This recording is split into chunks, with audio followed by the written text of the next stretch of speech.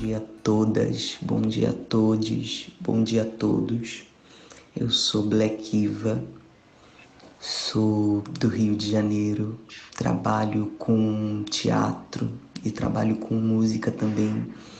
Hoje eu tô começando a experimentar, entender melhor, né, sobre a dramaturgia, tô começando a desvendar esse caminho, porque eu acredito que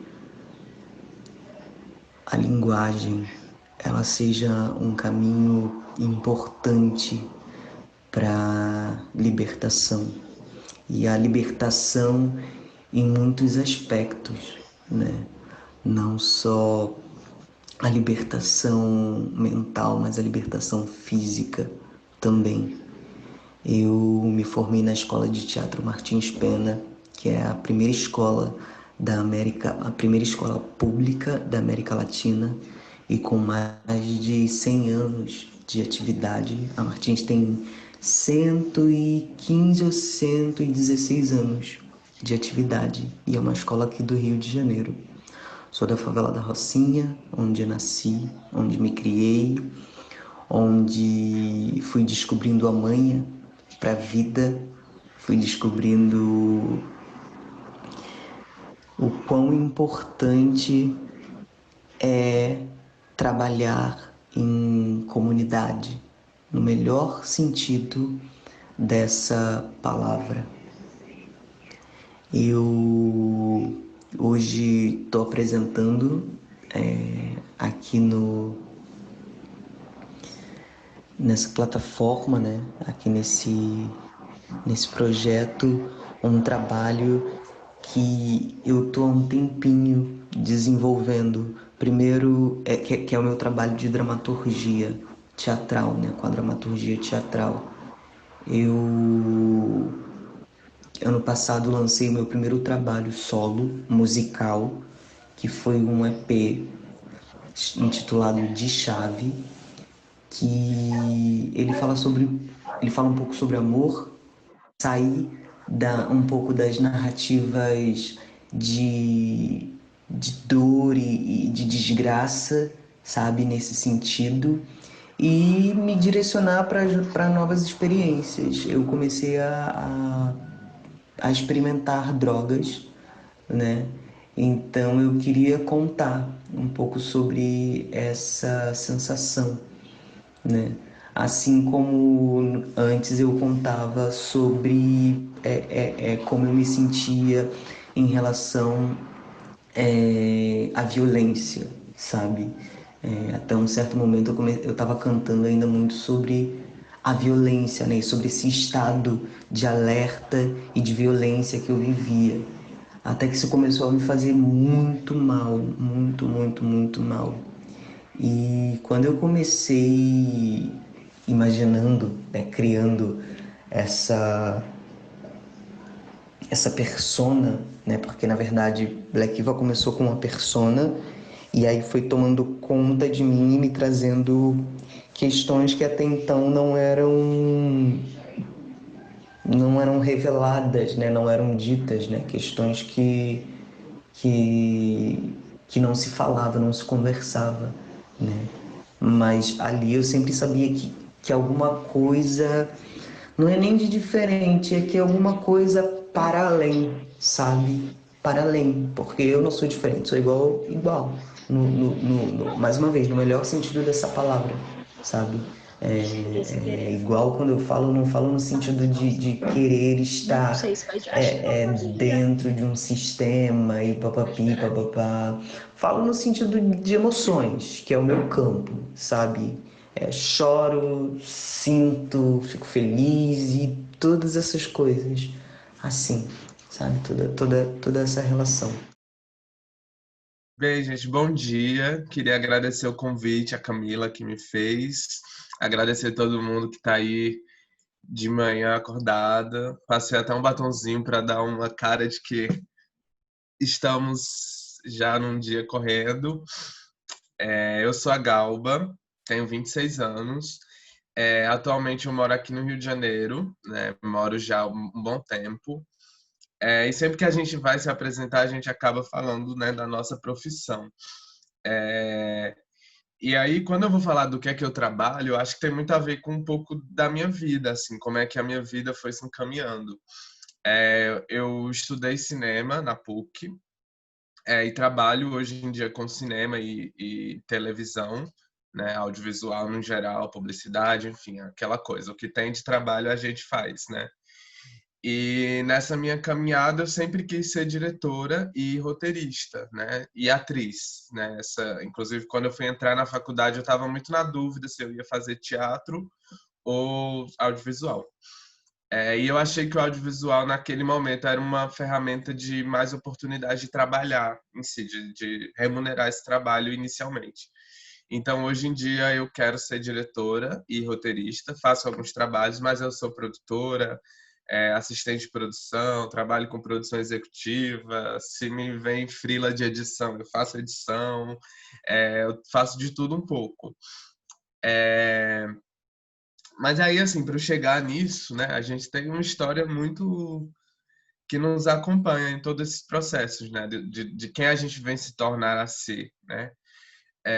E aí, quando a Camila entrou em contato e me propôs o tema, né, eu comecei a pensar um pouco de como esse tema, né, o subestimado, fez parte da minha vida de fato, assim, né. Eu sou nascida e criada no interior de Pernambuco, né, numa cidade chamada Arco Verde, que é conhecida como o Portal do Sertão, porque é a primeira cidade do sertão pernambucano, né? E eu sempre nasci lá, eu sempre morei lá, né, na mesma casa desde que nasci. Sou de uma família grande, né, de muitas tias, muito, sei lá, tenho 26 primos, então a gente sempre foi uma família muito grande, muito unida. E a gente é de uma família que nenhum dos nossos pais fez faculdade, né? Nenhum dos nossos pais saiu da nossa cidade para ter outras oportunidades na vida deles. E a gente é de uma geração de primos que quase todos, eu acho que, enfim, praticamente todos estão ou fizeram alguma graduação.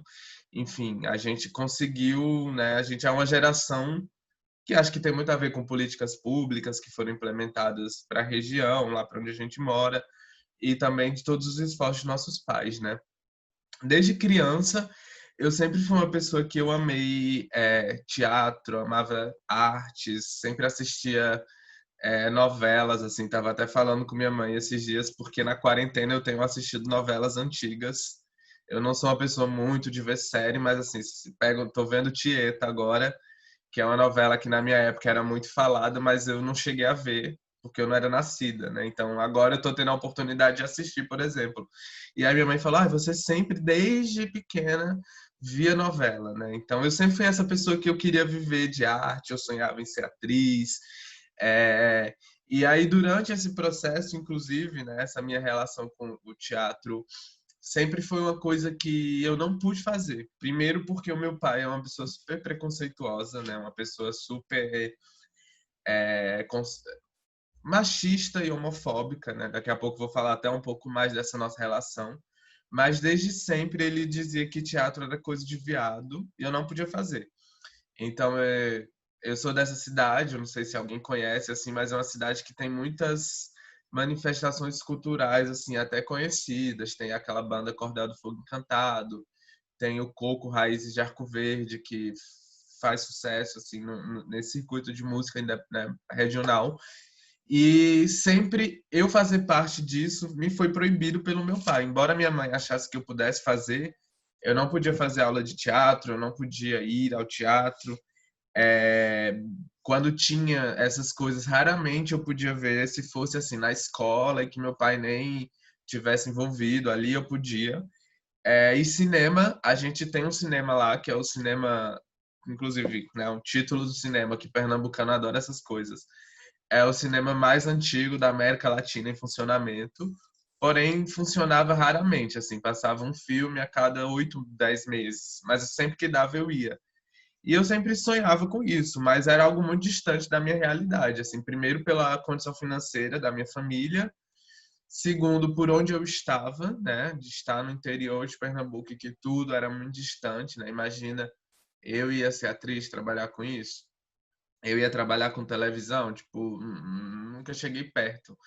E pelo preconceito do meu pai mesmo, né? E embora eu fosse apenas uma criança, ele já desde cedo era muito marcado do que eu podia e do que eu não podia fazer.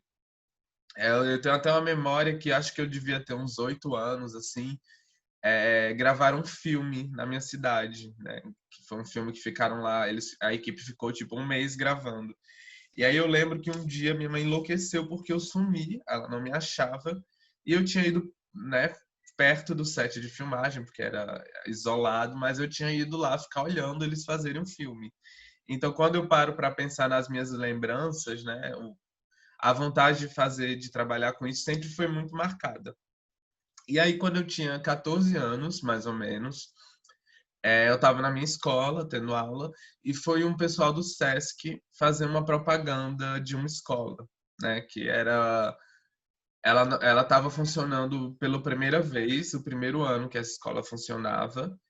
É, E eu fiquei encantada, porque era uma escola, não sei se vocês já ouviram falar, que se chama Escola SESC de Ensino Médio, que é aqui no Rio de Janeiro, em frente ali onde era o Barra Music, na Avenida Ayrton Senna.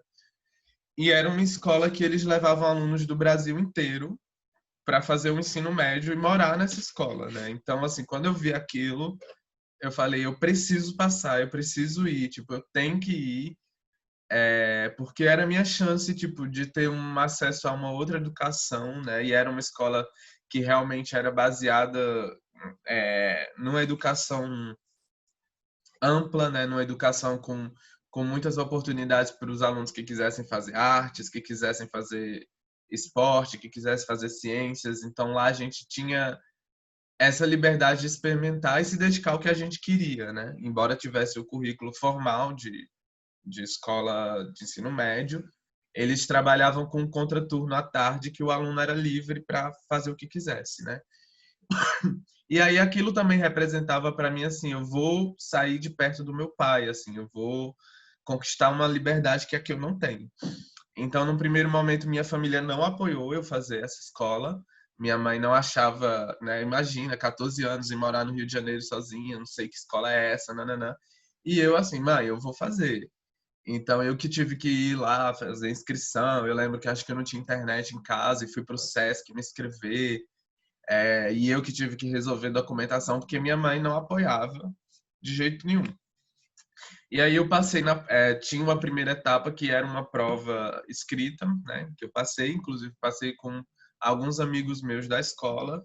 E a segunda etapa era uma dinâmica de grupo que eu passei.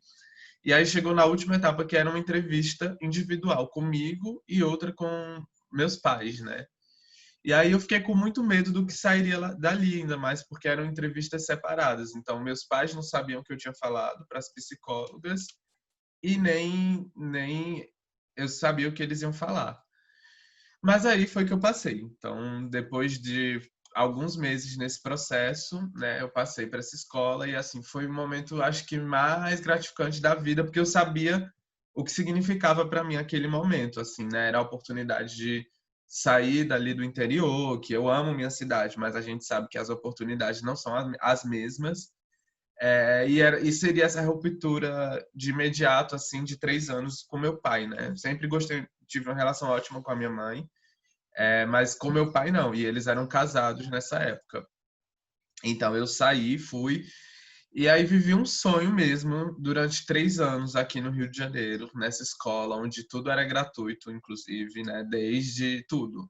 A gente fazia 2 viagens por ano, eu conheci o Pantanal, eu conheci as cidades históricas de Minas, eu fui para Flip pela escola, tudo eles davam para a gente, é incrível. Inclusive, essa escola hoje está um pouco diferente por ameaças ao sistema S, né? E por os cortes do governo aí do Bolsonaro, essa escola já teve que se reformular um pouco. Hoje em dia, 50% dos alunos são de outros estados e moram na escola, e 50% são da cidade do Rio de Janeiro e tem só a aula, e no fim da tarde vão embora para suas casas, né? Eles precisaram reduzir o orçamento da escola a partir do ano passado. Mas eu peguei a época que a escola tinha acabado de ser implementada, então foi muito incrível. E aí, quando acabava o terceiro ano, né, a escola acabaria e eu voltaria para minha cidade, né, para morar com meus pais. E eu sabia que de forma alguma eu queria voltar para lá, embora assim eu ame Pernambuco. Eu sou uma pessoa muito ligada ao que é culturalmente de lá, a culinária, a música, ao cinema, mas eu sabia que eu voltar para lá de alguma forma seria voltar essa relação com meu pai, sabe, assim, de estar com aquela família, de estar dependente deles. Então eu fiquei num processo de vestibular e tal, de provas, e eu ganhei uma bolsa aqui no Rio para fazer cinema. E mais uma vez minha mãe não queria que eu viesse, né? Não me deu esse apoio. Mas eu falei, cara, eu vou e assim, vai, vou dar um jeito de ser possível, né? Porque aí teria já uma questão financeira de como é que eu ia me manter aqui no Rio de Janeiro, porque eu já não teria mais a escola onde eu morava, onde eu comia. E minha mãe tinha essa preocupação, mas minha mãe queria que eu voltasse para estar perto dela, né? E aí, nesse ano, o SESC criou um projeto que eles chamavam 10 alunos que tinham acabado de formar naquele ano para continuar morando na escola para fazer um quarto ano profissional, de acordo com a faculdade que você estivesse. Então, a gente ganhava um super salário, plano de saúde, um apartamento e uma tutoria lá de trabalho, né? Cada um ia trabalhar na sua área. Eu fui trabalhar na área de comunicação dentro do SESC. Então eles me chamaram, né? Quando eu me formei, eu recebi o convite deles para fazer esse quarto ano. E aí eu falei, gente, é isso, eu vou e seja o que tem que ser, e vim. E aí nesse processo, né, vivi esse ano que foi muito estável financeiramente, muito tranquilo. Foi meu primeiro ano da faculdade. E aí quando acabou esse ano, eu queria continuar, né? Iria continuar de alguma forma e peitei essa minha decisão, né? Com todas as dificuldades possíveis, enfim, tudo que foi de processo, né? De tentar arrumar um apartamento, de tentar juntar com amigos para a gente ter um lugar para morar, mobiliar, toda aquela história. Enfim, fui vivendo, fui fazendo alguns estágios, mas nada que me desse muita grana. E até então, nessa época, meus pais se separaram, né, nesse período, mas eu combinava com meu pai que ele pagaria meu aluguel e minhas despesas de casa, né? Aluguel, água, luz, não, não, não. E tudo que fosse extra, eu tinha que me virar. Então, assim, mas eu tinha garantido as contas do mês, sabe? Que já era muito importante.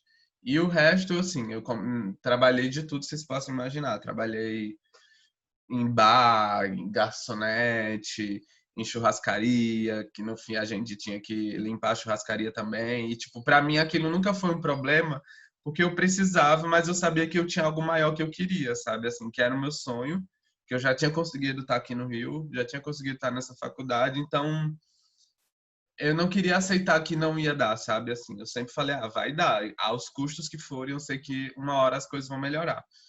E aí, nesse processo, eu ainda não me entendia como uma pessoa trans, mas eu já me entendia como gay, né, naquela época. E aí, eu já tinha tido essa conversa com a minha mãe e com todas as pessoas da minha família, mas nunca tinha tido com meu pai. E aí, eu ia contar isso, eu esqueci, que nenhuma das minhas férias, né, na época da escola ainda, eu devia ter 16, 17 anos, um dia antes de eu voltar para o Rio, né, eu estava em Recife para pegar o voo, meu pai me chamou para ir na farmácia, alguma coisa do tipo. E na verdade a gente foi para o estacionamento do prédio onde a gente estava hospedado. E aí meu pai me trancou no carro e começou a tipo falar: eu sei que você é viado e se você for viado, faz o favor de desaparecer quando você for lá para o Sesc e não volta nunca mais para casa."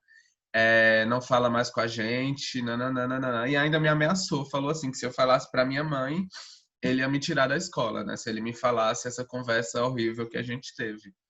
E aí eu voltei para o apartamento aos prantos, minha mãe achando que eu não queria vir para o Rio, e assim, tudo que eu queria era naquele minuto vir embora, sabe? Tipo, que foi mais uma das coisas que marcou assim, eu não vou voltar para casa. E aí, né, eu estava estudando e tal. Na época eu estava, inclusive, desempregada. Meu pai descobriu que eu era gay, porque, assim, todo mundo sabia, nunca foi para mim nunca foi uma questão, né, nessa época. E aí o meu pai, como ele me bancava de aluguel, né, me fez uma ameaça, me ligou e falou, olha, ou você deixa de ser viado, ou eu não vou mais pagar seu aluguel, porque eu pago porque eu quero, que a justiça já não obriga mais a pagar pela sua idade, não tem que dar pensão, nananana, e eu não vou te dar mais R$ 1 e você nunca mais vai me ver na vida. E aí, assim, foi a primeira vez que eu fui, de fato, confrontada de uma forma mais severa com a minha existência mesmo, né? Sexualidade, enfim. E aí eu falei pro meu pai, eu falei, olha, eu sou isso, sou muito feliz assim. E, tipo, sinceramente, você pensa isso de mim, eu mandei ele tomar no cu. Falei isso pra ele. E eu falei, eu não... enfim, tudo bem, pega o seu dinheiro e foda-se, não quero. E naquele momento eu, inclusive, podia ir pra justiça peitar, porque ele tava separando da minha mãe, ainda ia resolver pensão dos meus irmãos. Mas eu falei assim, cara, eu não quero. Assim, embora vai ser difícil, vai, mas eu quero mostrar pra ele que eu não preciso dele, assim, que não é o fato de eu ser gay que vai me fazer incapaz de ter minha própria vida. E aí, nesse período, foi um momento muito difícil, porque, de fato, eu estava desempregada, né? Minha mãe, totalmente dependente do meu pai, né? Que tem toda essa relação de machismo lá, de que a mulher não trabalha. Então, quando minha mãe se separou do meu pai, já tinha mais de 20 anos que ela não trabalhava. Hoje em dia, ela conseguiu se reposicionar, mas naquela época não. Então, foi um momento muito difícil. Mas em nenhum momento eu deixei de acreditar, sabe? Eu falei, gente, eu já tô aqui, já tenho uma casa, já tenho uma rede. E foram meses, assim, muitos meses que meus amigos me ajudaram, né? E que eu sempre falo, assim, que esses meus amigos, que alguns eu moro até hoje, que foram minha família e que são. Embora eu ame minhas tias, meus primos, minha mãe, meus irmãos, eu não tenho contato com eles diário, né? De vez em quando eu tenho, quando eu posso ir. Mas os meus amigos aqui que são minha família. E por muito tempo esses meus amigos assim me sustentaram, sabe? Assim, tipo, eu sou muito grato, assim, do nada eu tava em casa, chegava alguém com a comprinha do mercado, amiga, trouxe para você. Uma amiga, ó, tô te pagando teu aluguel. E aí aos poucos eu fui começando a trabalhar, fui começando a conseguir uma melhorzinha estabilidade, né? Porque na época com o estágio era muito difícil realmente se sustentar. Mas eu não desistia. Então, assim, se eu tivesse que trabalhar em bar, eu ia e sempre foi isso. Mas, assim, eu sempre sabendo o que é que eu queria para mim, né? E aí foi no meio desse processo que eu comecei a me perceber como uma pessoa trans, né? Como eu sempre tive essa veia do teatro, né? Durante o SESC eu estudei teatro, sempre quis ser atriz. Foi na época que tava o boom de drag queen aqui no Rio, por causa do RuPaul e tal, todo esse momento. Eu resolvi fazer uma drag queen também. Mas como eu sempre fui de gostar muito da cultura brasileira e ser pernambucana e nananã, eu resolvi fazer uma drag queen que eu nem falava o termo drag queen, eu fazia transformista, né? Que era trazendo essa cultura do Brasil e fazia brasileira, que a minha referência era a Gal Costa, a Bethânia, a Clara Nunes. Então, quando eu me montava, né, eu usava o meu próprio cabelo, era um pouco menor, mas assim, eu não usava peruca, eu não usava roupas mais brilhosas, assim, era uma coisa bem brasileira. E aí, com o passar dos anos, isso foi se misturando muito comigo. Eu comecei assim, primeiro eu comecei a deixar as unhas grandes e comecei a amar, só que eu ainda me considerava um homem, tipo, né? Mas aí eu comecei a pintar unha. E aí o cabelo cada vez maior. E aí começou que eu saía para fazer um show, alguma coisa, e não tirava roupa de mulher e ficava no fim da noite assim. E aí eu comecei a querer sair com meus amigos e tal, vamos para festa. Eu me montava só porque eu queria ir montada, mas sem, não era porque eu ia performar nada. E aí no meio desse processo muitas pessoas passaram a me conhecer por causa da internet como Galba. Então às vezes eu nem tava assim de mulher e as pessoas me chamavam de Galba na rua. E aí começou um processo que meus amigos não sabia como me apresentar para as outras pessoas, porque já era Galba, não era, e foi muito confuso. E aí eu me mudei de apartamento nessa época, a gente veio morar em outro bairro. E eu tinha muita roupa, assim, muita coisa de figurino também. E eu falei assim, eu vou fazer uma grande limpa para ir para essa nova casa, né? E aí eu me mudei. Quando eu me mudei, eu comecei a arrumar meu guarda-roupa. E eu me dei conta que todas as roupas de homem eu tinha doado, todas, assim, praticamente. Tinha deixado 2 blusas estampadas, assim. E aí eu fiquei pensando alguns dias nisso. Eu falei, gente, né? Porque eu já estava indo trabalhar com roupa de mulher, enfim. E aí eu falei, é isso, gente. Eu acho que eu sou galba, eu sou trans. E aí eu fiz um post para todos os meus amigos, mandei os e-mails para os contatos que eu trabalhava na época, explicando, olha, gente, agora é galba, é isso. E para mim foi um processo muito natural, assim, nunca em nenhum momento eu fui aquela pessoa que, na infância eu achava, né, eu achava que ia ser, sempre foi, nunca foi. Quando eu vi, aconteceu, né? E aí, quando a gente dá de cara com isso, né, com você ser trans, né, travesti no Brasil, é algo muito louco, porque aí eu comecei a buscar referências, né? Não, eu não tinha muitas pessoas trans no meu ciclo de pessoas próximas, né? E acho que, não sei de quem vocês aí que estão nessa sala têm, mas é algo muito distante de muitas pessoas ainda hoje, a gente ter pessoas trans como amigas, como família, como colegas de trabalho, como professores da faculdade, a gente não vê essas pessoas, né? A gente não vê essa referência.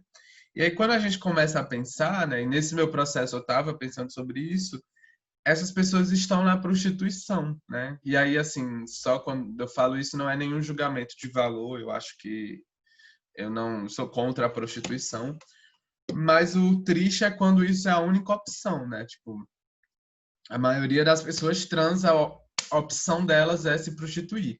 E eu tenho algumas amigas que fazem, eu tenho amigas que fazem mais, tenho amigas que fazem eventualmente quando precisam de grana, e eu não conheço nenhuma amiga minha, nenhuma pessoa que esteja na prostituição que eu conheça, que eu converse, que diga assim, eu gosto. Eu faço porque eu gosto. É legal. Porque não é legal você estar transando com alguém que você não transaria em troca de dinheiro. E aí eu sempre tive esse medo, né? Quando eu comecei a me transicionar e tal, porque eu não queria ter que entrar nessa estatística, né? Nesse lugar que é dado, né? Para a pessoa trans, é tipo, você quer ser travesti?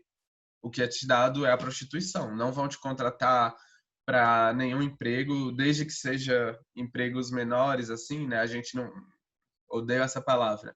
Mas, assim, no nosso dia a dia, a gente não vai ver pessoas trans que são caixa de supermercado, que são cobradora de ônibus, que são atendente em loja, né? Então, em nenhuma profissão esse lugar é dado, né? Em nenhum emprego isso é dado.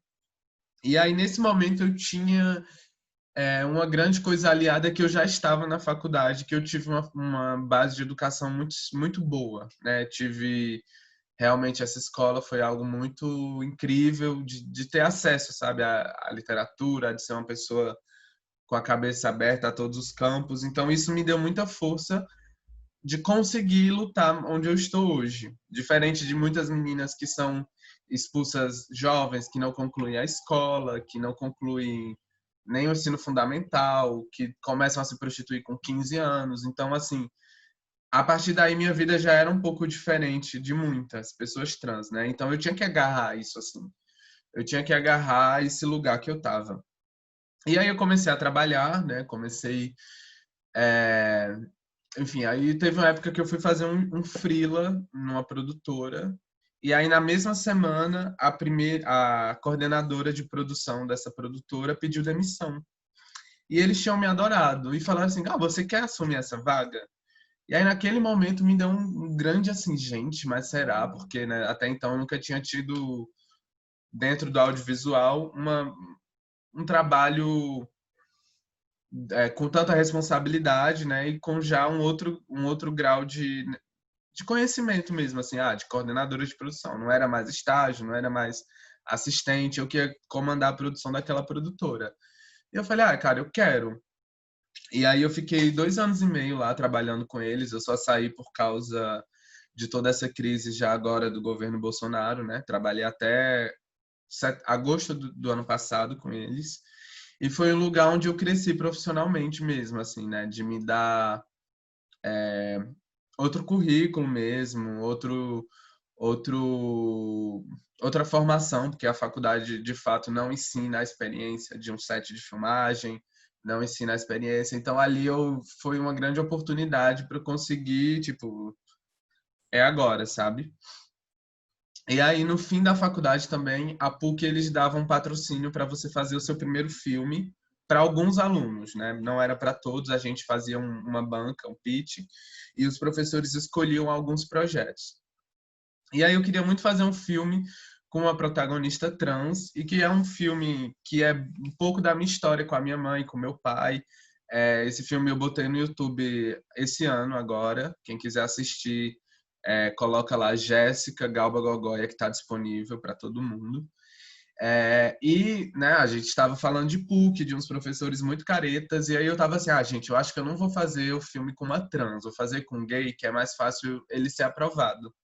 Mas aí eu falei, cara, não vou fazer isso, assim, eu sei que esse projeto é muito legal, eu tenho certeza, tipo, da competência das pessoas que estão envolvidas, e não vai fazer sentido eu ter que censurar o que eu quero fazer como meu projeto final aqui nessa faculdade. E aí eu apresentei o projeto, os professores, incrível que pareça, aceitaram. Então, foi muito especial conseguir esse edital. Ó, tá aqui o link, vocês podem ver depois. E aí a gente fez esse filme, gravou, nananã. E aí, quando ele ficou pronto, eu mandei para o Festival do Rio, né, que é um dos festivais mais importantes, assim, nem esperando, né, que fosse entrar, mandei. E quando eu vi, ele foi para a mostra principal do Festival do Rio. Então já foi um negócio assim, gente, né, meu primeiro filme já está na principal mostra do Festival do Rio. E aí a gente ganhou um prêmio lá, não ganhou o prêmio principal, mas ganhou o prêmio para atriz, que é uma atriz trans também, travesti, a Verônica, que fez o filme. E aí o filme deslanchou, né? Assim, foi para mais de 20 festivais no Brasil, foi para a Mostra de Tiradentes, que é um dos mais importantes também. E eu tive a oportunidade de viajar com esse filme, porque os festivais que têm mais grana, eles pagam para você ir para o festival e falar sobre o seu filme, fazer mesas e tal. Então foi muito especial, porque eu pude viajar para alguns lugares com filme, outros lugares a Verônica foi, a gente deu essa dividida também, né, para, enfim, dividir. Ela trabalhou no filme, então a gente não ganhou tanto, não ganhou dinheiro. Ela ainda ganhou um salário, eu fiz questão, mas eu não ganhei nada, muito pelo contrário. Mas a gente dividiu essas viagens e foi muito especial, assim, tipo, pô, ver como o filme podia atingir pessoas, sabe? Das pessoas virem conversar comigo depois, de pessoas que assistiram me mandam, assim, eu sou meio ruim de mensagem de Instagram e tal, porque chega muita coisa e às vezes a gente às vezes precisa viver um pouquinho, porque acaba assim que muitas pessoas mais jovens vêm mandar mensagem, Galba, eu vi seu vídeo tal, e eu tenho isso com meus pais, assim. Então sempre que eu posso eu respondo, eu falo, mas nem sempre dá, sabe? Porque às vezes também é muita demanda as pessoas precisam de demanda e acho que quando vê alguém que está ali, elas vão te mandar. E com o filme acontece muito isso. Às vezes vem alguém que assistiu, acho que alguém que nem me conhecia, que assistiu aleatoriamente na internet, me manda mensagem, ouviu em alguma mostra, né? Agora tem rolado muita mostra online e todo mundo que pede eu libero o filme porque não tem não porquê. E aí ano passado também o filme foi selecionado pelo Sesc, de novo aí na minha vida, que eles têm um programa de distribuição de curtas-metragens para o Brasil inteiro. E o filme foi selecionado, a gente ganhou uma licença em dinheiro e o filme passou em todos os estados do Brasil. Então, assim, para mim foi tipo, cara, hoje o filme tá passando no interior do Acre, sabe? Umas coisas assim, todos os estados, em pelo menos 2 cidades em cada estado. O nosso, ele passou em 120 cidades do Brasil. Então, para mim foi muito emocionante esse momento, porque eu, como uma pessoa trans, fazendo um filme sobre pessoas trans, podendo acessar tantas outras pessoas que talvez nunca pensaram por outro lado sobre a gente, sabe? Porque quando pensa em pessoas trans, ninguém vai parar para pensar, essa pessoa tem família, essa pessoa tem amigos, essa pessoa tem uma história, né? Essa pessoa está além do estereótipo que a gente conhece. Então, é um pouco sobre o que eu luto, né, no meu trabalho. Eu acho que a gente tem uma luta política, assim, efetiva, né? Eu sou uma pessoa que, embora eu apoie candidaturas trans, tipo assim, agora a Indianari aqui no Rio vai ser candidata e eu estou trabalhando aí na candidatura dela, mas eu não sou essa pessoa que não tenho estrutura psicológica para encarar a política institucional, Assembleia, Congresso, essa parte que é super importante, mas não é para mim, sabe? Então, eu acredito que o meu fazer político, né, de mudar esse lugar que é dado para as pessoas trans e travestis, vai ser pela arte, vai ser pelo meu trabalho, vai ser por eu poder estar em projetos que muitas vezes não falam sobre trans e eu tô lá, tipo, as pessoas chegam no set de filmagem, nossa, a coordenadora de produção é uma trans, né? Tipo, é, sei lá, não tem nenhum filme ou série que eu tenha trabalhado que na equipe tivesse outra pessoa trans além de mim, né? De projeto mesmo, de produtora e tal, que não era independente. Então eu acho que eu estar fazendo parte desse movimento também é fazer política, sabe? De mudar um pouco esse lugar que nos foi sempre dado, né? Que é o lugar do não ser visto, de ser renegado. Então eu acredito muito por aí. E eu acredito muito em educação, assim, né, também. Eu sempre achei que eu ia ser professora, queria ter feito teatro para ser professora. Então eu comecei a fazer algumas ações em escolas, a convite, assim, sempre que, é aquela coisa também do sempre que dá, porque a gente tem que trabalhar. E é o tipo de coisa que eu faço sem nenhum cachê, né? Ano passado eu fui em algumas escolas públicas, estaduais, que amigos meus que trabalham, que me levaram. E como eu tenho esse filme, que é um curta-metragem, que é livre para todos os públicos, a gente sempre começa a abordagem exibindo o filme para os adolescentes e trazendo discussões, né? E o que eu fico impressionado é que quando eu vou em sala de aula, a gente vê que é uma outra geração, né? Embora a gente tenha esse momento obscuro, conservador, com essas forças evangélicas preconceituosas aí na política, nas instituições, eu sinto que a gente tem uma geração diferente da nossa. Assim, eu tenho 26 anos, talvez seja a idade aí mais ou menos entre a gente, e eu acho que se a gente for lembrar um pouco do que a gente teve na escola, né? Era outra parada, assim. Mesmo eu que estudei lá nessa escola super inovadora, discussões de gênero e sexualidade não faziam parte, assim. Os alunos gays que se entendessem gays eram proibidos de se entender assim.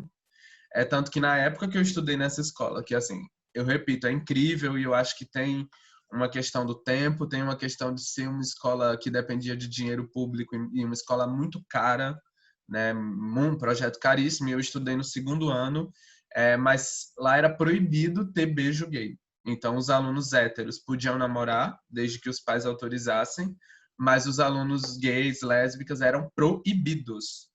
E aí, assim, hoje eu voltei nessa escola no passado para dar uma aula para os alunos de lá e tem uma aluna trans, sabe?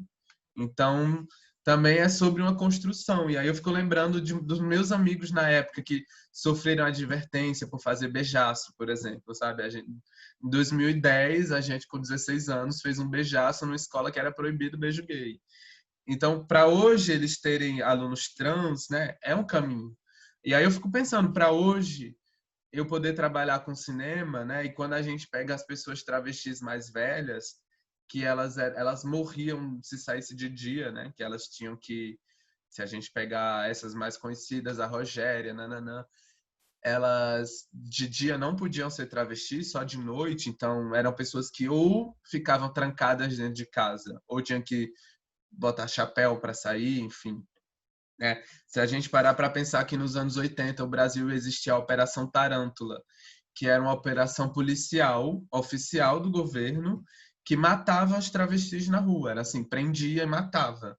Então, quando a gente fala, né, tem essa coisa de que a travesti tem gilete na boca para se defender, vem muito desse contexto, inclusive quando surge a epidemia de AIDS naquela época, e era dita a peste gay, né, das travestis, dos gays, quando via um policial para prender, elas se cortavam e diziam, ó, se você tocar em mim, você vai pegar AIDS, né? Então, essa cultura da Gillette surge um pouco dessa história, né? E aí, quando a gente pega, imagina o que é que foi dado para elas nesse momento e o que é que foi dado para a minha geração hoje, né? A gente vê a Lineker, que é cantora, a gente vê a Lin da Quebrada, a gente viu que teve trans na novela das 9, a última novela recente. Então, eu acho que a gente tem que se aproveitar desse caminho para ir mudando um pouco do que nos é dado, sabe? Então, eu sigo um pouco por aí, no meu trabalho, nas minhas ações, nos lugares que eu vou e dentro do que é possível também, porque a gente tem que trabalhar para se manter, a gente tem que ter uma saúde mental para cuidar, que é às vezes muito complexo, né? E aí nesse momento de pandemia, que a gente está vendo o pessoal da cultura sem trabalho, eu estava numa produtora e fui demitida, então tudo são muitas esferas, né, que a gente tem que lidar. Então eu tenho também o meu tempo de poder ser exemplo, ser apoio para outras pessoas, conversar, mas sempre que dá eu faço. Hoje em dia eu só não faço coisa mais assim voluntária e de graça para a empresa, porque acontece que vem muita empresa, a gente está fazendo uma consultoria para uma campanha, a gente queria entrevistar, eu falo assim, eu cobro R$ 500, nem que seja, entendeu? Então assim, hoje em dia eu já posso. Recentemente veio uma grande empresa que ia fazer uma campanha e aí veio com essa história de fazer o estudo de marketing deles. Eu falei, olha, eu topo, tem cachê? Eles falaram não. Eu falei assim, então vocês vão me contratar para fazer o roteiro da campanha. Aí eles me contrataram. Um negócio que eles queriam de graça para eu dar, só conversar com o redator. Eu falei, então, me chama para escrever, sabe? Eu tenho ido um pouco por esse caminho, assim. Se eu vejo que é uma parada que tem dinheiro, eu topo, desde que para mim também tenha retorno, né? Desde que tenha uma pessoa trans, que para as empresas é legal, que é legal ter um exemplo, desde então que para mim gere renda, né? E aí salvo, claro, coisas que eu sei que são legais e que são importantes e que vão gerar debates e que não tem dinheiro, eu topo também, obviamente, como dá. Então acho que é um pouco isso, assim, acho que eu já até falei demais. Essas conversas eu acho que são legal também a gente trocar um pouco.